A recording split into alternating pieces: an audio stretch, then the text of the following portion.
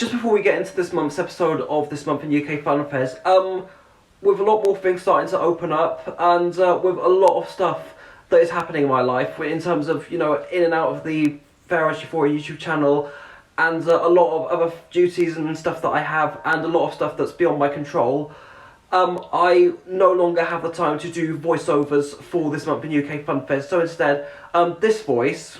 Hello, and welcome to This Month in UK Funfairs. We'll be making a comeback for this episode of This Month in UK Funfairs and further episodes moving forward. So, with that being said, let's take a look and see what's been happening this month in UK Funfairs.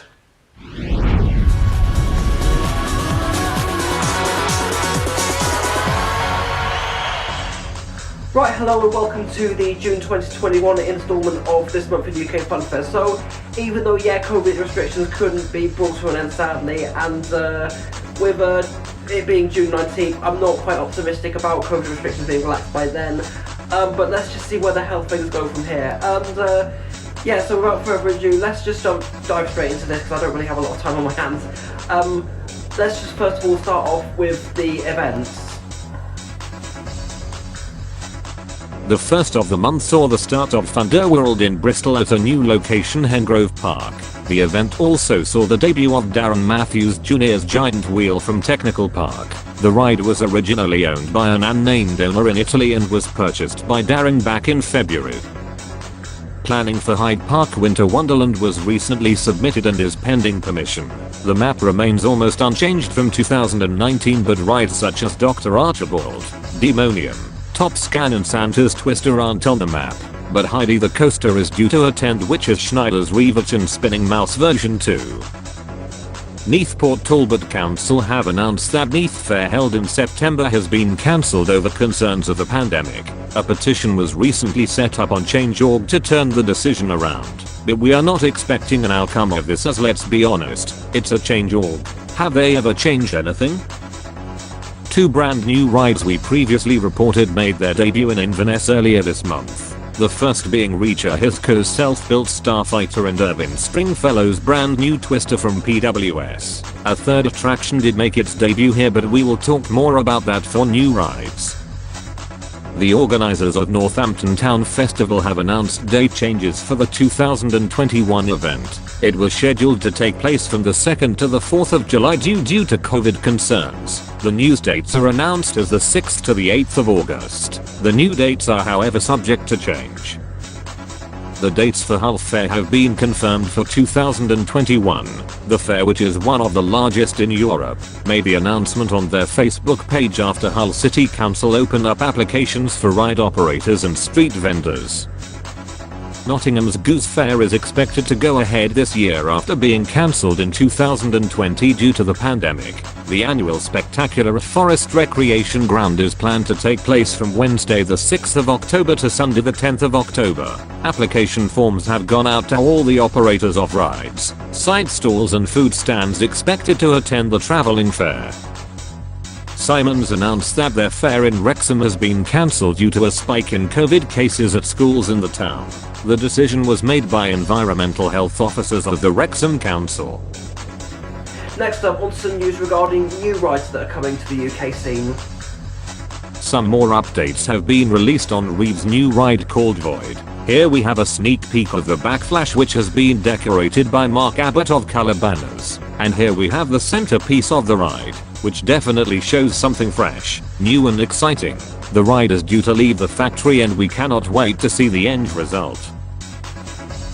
A new Dodgem track from Colmax Plus has been built brand new for Michael Harris. Due to COVID-19 restrictions, Michael was not able to pick the track up himself. Hence why John Wilson took the duty of taking it to the UK. The track made its debut at Bloxwich.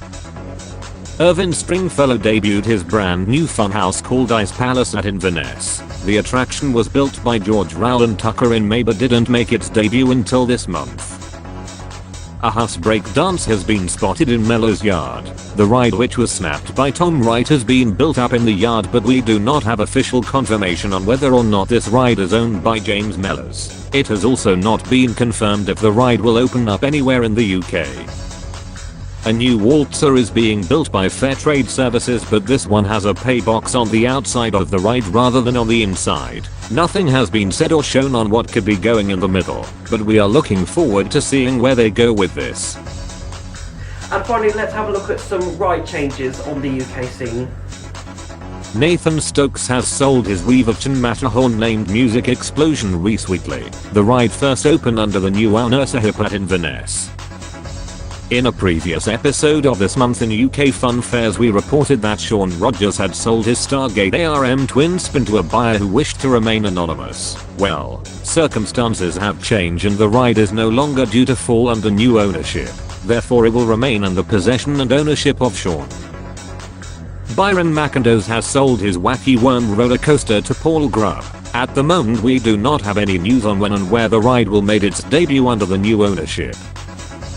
The Rowland family have announced that the Groove Rider Waltzer will be back out traveling in 2022 under new ownership of middle David Rowland and wife Claire. Youngest David has said the ride will be having some work done before it comes out next year. Well, this is something we never saw coming. Joe William Whiteleg has sold his Mondial Top Scan to Henry Danter.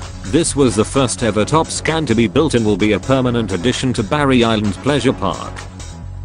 Another ride that has been bought by Henry Danter is the Crazy Frog Safeco Crazy Frogs from Darren Noble. Like with the Top Scan, this will be another permanent addition to the park. The spinner disc Waltzer has finally arrived at Blackpool Central Pier. This will be the machine replacing the old Maxwell Waltzer, which was sadly devastated by a fire in July last year.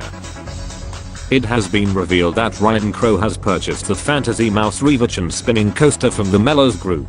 This is the second of the coaster model Ryan is owning, and it is due to make its first outing with Ryan at Hartlepool Marina. After being stored since being purchased from Michael Mullen in May 2014, the UK finally has a top spin back out travelling. This one, which was built in 1997 and is owned by David Hackett, and after a complete refurbishment and restoration, it is finally due to open for the first time under his ownership.